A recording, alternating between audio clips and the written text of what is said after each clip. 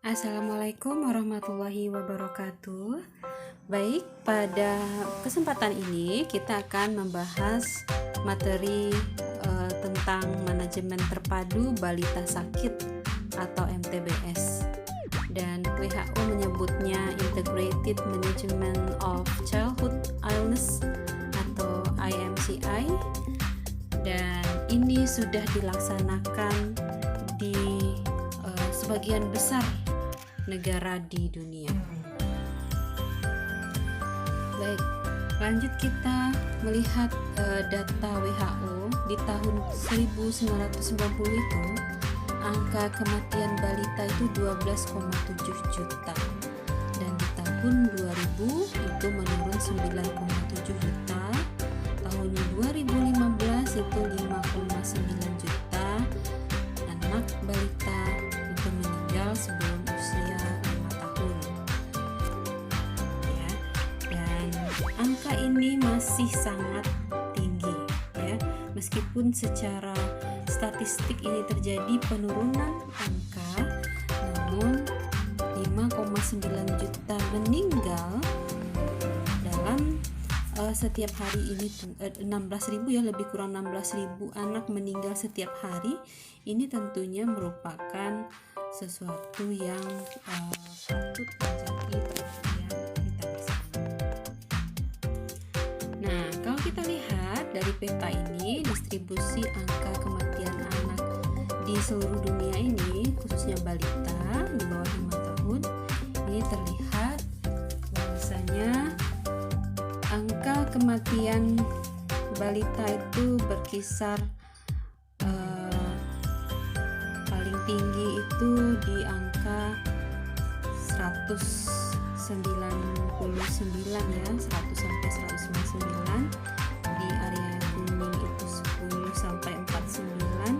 Indonesia ini berada di area kuning, dan sampai di laporan WHO 2019 pun angka ini masih cukup tinggi ya, 38 balita meninggal setiap harinya, itu rilis 2019 dari WHO.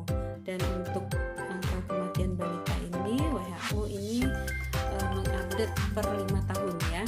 Ini yang tahun 2020 ini belum available, belum kita temukan di situs WHO. Jadi yang terakhir ini 2015 ya.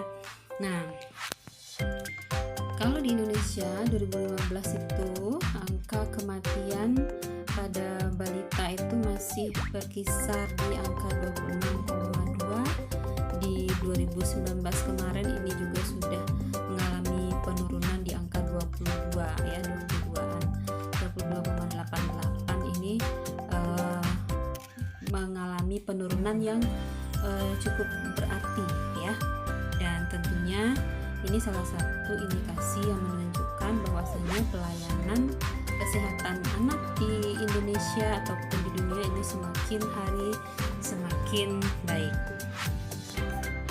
Nah, kalau kita lihat dari segi penyebab kematian pada anak usia di bawah 5 tahun ini, paling besar itu adalah prematurity ya, prematur, bayi yang lahir prematur ini menyumbang cukup besar di angka kematian balita di 2015. Di data 2019 pun ini prematuritas juga merupakan peringkat teratas dari penyumbang kematian ya.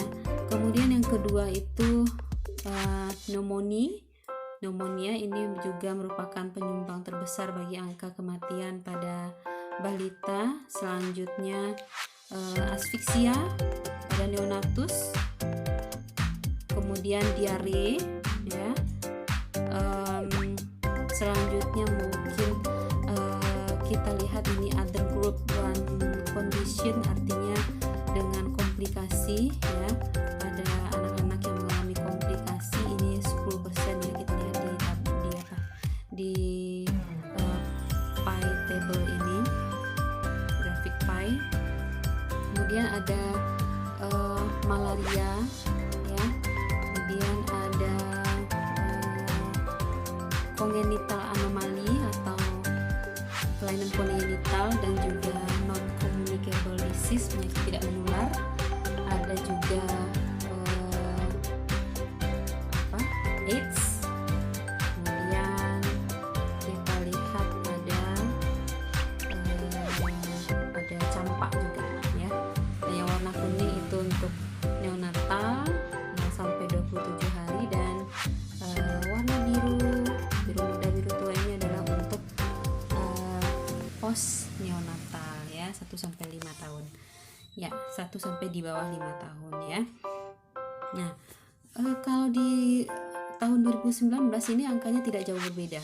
Pada umumnya masih di neonatal itu penyumbang terbesarnya adalah prematurity, sedangkan di balita 1 sampai 59 bulan ini penyumbang terbesarnya adalah pneumonia, sama ya.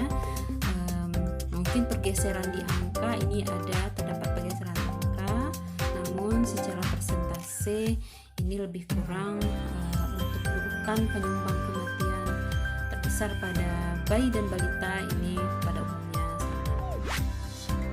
Nah, kalau kita lihat hampir separuh dari penyebab kematian pada balita tersebut ini merupakan akibat dari penyakit yang dapat dicegah dan dapat diobati ya. Nah, diantaranya pneumonia ya, kemudian diare, balita yang mengalami malaria, penyakit infeksi, trauma, malnutrisi dengan komplikasi. Nah, ini penyakit-penyakit ini sebenarnya dapat dicegah dan dapat dilakukan pengobatan jika pengobatan itu dilakukan dengan efektif, dengan baik, dan penata laksanaannya juga baik ya, sehingga kematian dapat dicegah ya. Nah, tentunya pelayanan kesehatan secara dini dan tepat ini menjadi poin penting dari mengatasi penyakit-penyakit ini. Ya, kalau kita lihat penelitian di Bangladesh tahun 2000 ini, sebagian besar anak menderita lebih dari satu gejala pada satu waktu. Nah, ini 1 sampai 10 ini jumlah gejalanya. Yang paling besar itu datang ke pelayanan kesehatan ataupun saat penelitian itu 20,5% ini mengalami 3 gejala sekaligus. Misalnya dia mengalami batuk, iya juga, demam, iya juga, kemudian mungkin juga disertai dengan gejala infeksi ataupun masalah nutrisi atau masalah gizi. Jadi 20,5% ini anak mengalami 3 gejala sekaligus dalam satu waktu. 18,6% 2 gejala, ini 16,9% 4 gejala sekaligus ya. Ini yang sering terjadi. Dan kalau kita amati pada balita di Indonesia juga sering ya kita lihat anak yang demam sekaligus mengalami batuk mungkin, ataupun flu, ataupun mengalami gejala-gejala kurang gizi ya, masih ada kita temukan ya. Nah, bagaimana upayanya untuk meningkatkan pelayanan kesehatan anak ya? Yang pertama itu memperbaiki manajemen kasus pada anak sakit. Manajemen kasus merupakan salah satu filosofi yang harus kita laksanakan pada pelayanan kesehatan anak, dan ini perlu kita terapkan dengan baik ya, perlu diperbaiki manajemennya. Bagaimana memanage kasus-kasus yang terjadi pada anak sakit. Yang kedua, perbaikan gizi pada anak ya. Kemudian peningkatan cakupan imunisasi. Target dunia itu 91%, di Indonesia itu targetnya di atas 80%, namun kenyataannya masih di bawah 80% ya. Jadi perlu ditingkatkan cakupan imunisasi, terutama imunisasi dasar pada anak kurang dari 1 tahun ya. Kemudian mencegah trauma baik fisik, psikologis dan seksual dengan anticipatory guidance ya. Ini perlu kita lakukan karena tadi kita lihat angka kematian itu juga disumbangkan oleh kasus-kasus trauma atau injury ya. Jadi ini ini perlu dilakukan sehingga tidak ada anak yang mengalami trauma fisik, psikologis dan juga seksual. Ya, ini juga merupakan salah satu prinsip dari traumatic care. Ya. Selanjutnya, mencegah komplikasi penyakit lain. Jika anak mengalami suatu penyakit, perlu dilakukan upaya supaya tidak terjadi komplikasi penyerta dari penyakit lain yang akan memperberat kondisi anak. Ya, contohnya anak dengan masalah infeksi. Nah, ini perlu kita lakukan upaya untuk meningkatkan daya tahan tubuh sehingga tidak terjadi komplikasi penyakit lainnya. Ya, begitu juga dengan anak dengan masalah gizi. Bagaimana supaya tidak terjadi komplikasi masalah infeksi pada anak? Ya, ini perlu dilakukan upaya untuk pencegahan. Selanjutnya, memperbaiki dukungan psikososial. Ya, dukungan psikososial bagi anak, keluarga, dan juga pemberi pelayanan kesehatan tentunya. Ya. Dan yang terakhir itu memberikan stimulasi pertumbuhan dan perkembangan. Nah, ini juga tidak kalah pentingnya. Stimulasi pertumbuhan dan perkembangan ini menjadi poin yang cukup memberikan andil yang besar dalam kesehatan anak. Nah, untuk melaksanakan apa yang harus dilakukan oleh perawat dalam upaya meningkatkan kesehatan anak tadi, ini disusunlah sebuah metode, ya, sebuah cara, namanya Integrated Management of Childhood Illness atau IMCI. Jadi ini merupakan manajemen yang terpadu, ya, integrated. Jadi kalau di Indonesia namanya adalah manajemen terpadu balita sakit, kita singkat dengan MTBS. Ya, apakah itu? Ya, MTBS atau IMCI. Nah, sebelumnya kita lihat dulu masalah yang mempengaruhi kualitas dari pelayanan kesehatan. Yang pertama dari sisi petugas kesehatan, pemeriksaan dan konseling terkadang itu kurang lengkap. Ya, kalau kita lihat petugas kesehatan kita di tingkat pelayanan kesehatan dasar, ini pemeriksaan kadang terburu-buru. Nah, kadang ibu pulang tanpa disertai dengan konseling yang lengkap, sehingga itu orang tua tidak tahu nih harus melakukan apa di rumah, ya. Kemudian yang kedua, kualitas dari komunikasi yang kurang baik antara petugas kesehatan dengan ibu atau orang tua. Hal ini juga bisa dipengaruhi oleh tingginya angka kunjungan mungkin, ya. Jadi banyaknya pasien yang datang berkunjung, kemudian petugas kesehatan yang terbatas. Ini kadang-kadang komunikasi menjadi tidak bagus, ya, tidak lancar atau kurang baik. Nah, kemudian penggunaan obat yang tidak rasional. Nah, ini juga sering terjadi. Harusnya mungkin belum diperlukan pemberian antibiotik. Nah, sudah diresepkan antibiotiknya. Ini permasalahan dalam kualitas pelayanan kesehatan kita. Karena apa tadi? Karena mungkin di atasnya pemeriksaannya kurang lengkap, kurang teliti.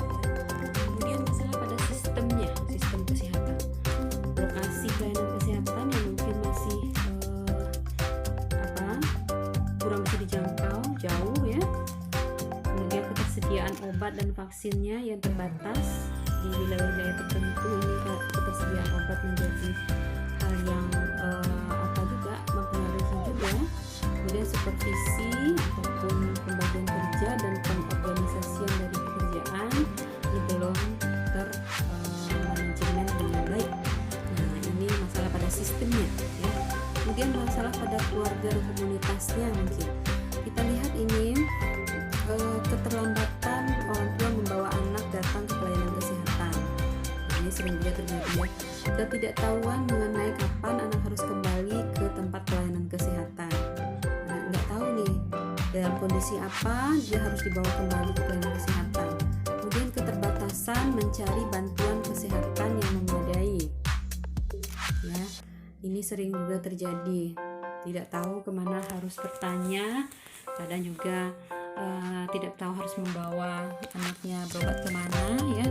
Kemudian kekurang patuhan orang tua terhadap nasihat pengobatan ya. Harusnya pemberian obat 3 kali sehari, tapi karena orang tua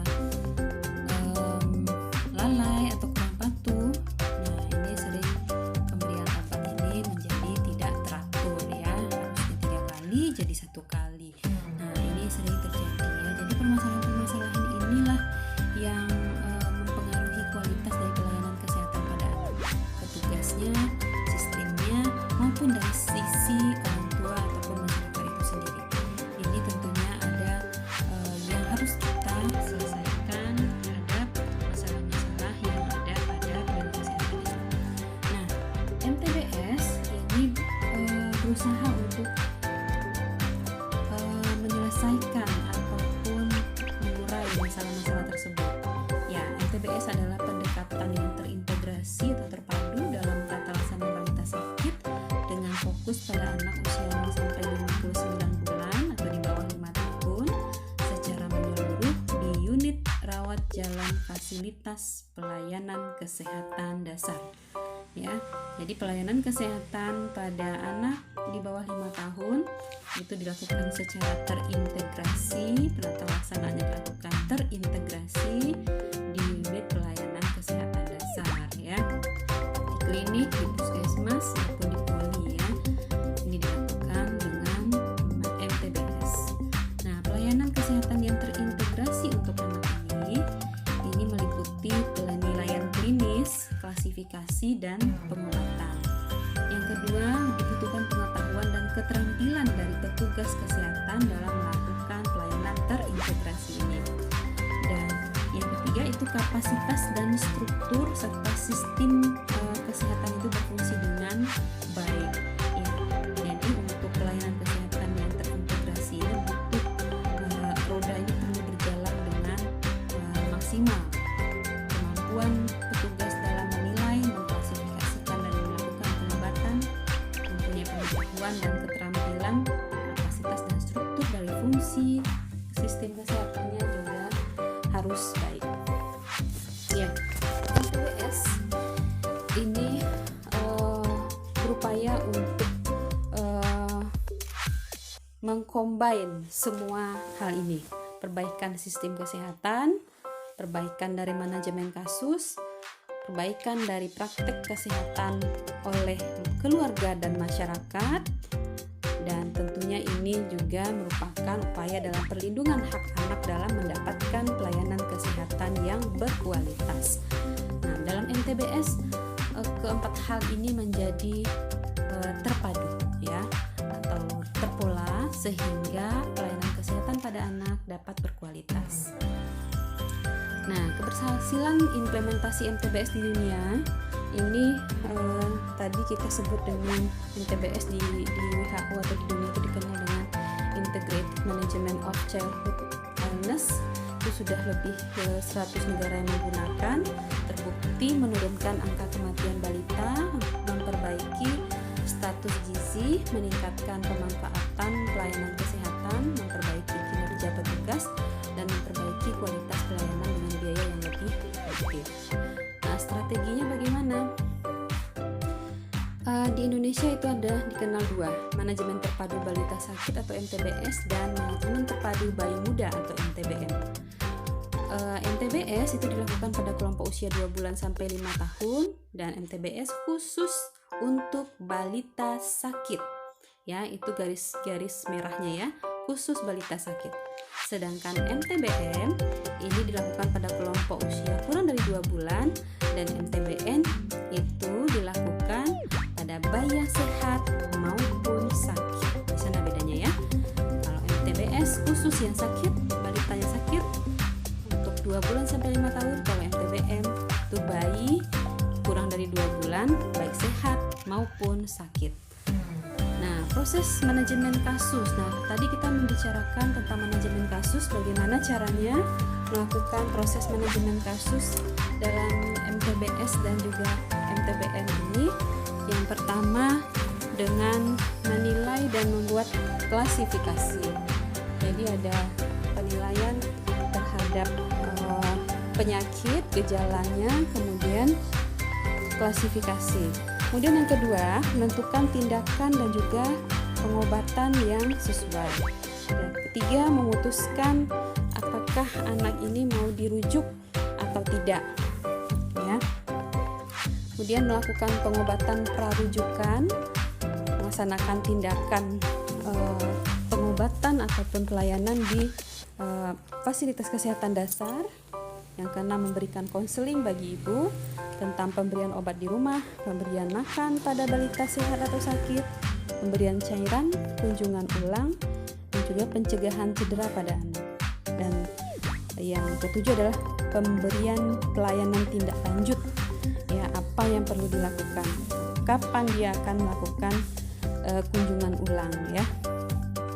Nah, penggunaan MTBS pada berbagai tingkat pelayanan kesehatan itu kita lihat yang pertama di tingkat 1 ya, fasilitas kesehatan rawat jalan tingkat 1. Yang pertama, tanyakan masalah anak, cek tanda bahaya umum, kemudian nilai gejalanya, batuk atau sukar bernafas, diare, demam, status HIV, kemudian nilai status gizi dan anemia serta masalah lainnya. Nah, ini perlu diklasifikasikan. Setelah tahap pertama selesai, klasifikasikan kondisi anak dengan menentukan tindakan, ya. Tindakannya bagaimana? Ini ada 3 warna di sini. Ada warna pink, itu untuk klasifikasi merah, kita namakan merah. Ini perlu rujukan, ya.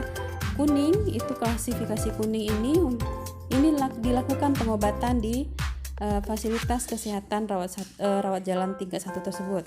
Kemudian klasifikasi hijau itu manajemen perawatan bisa dilakukan di rumah, jadi anak boleh pulang.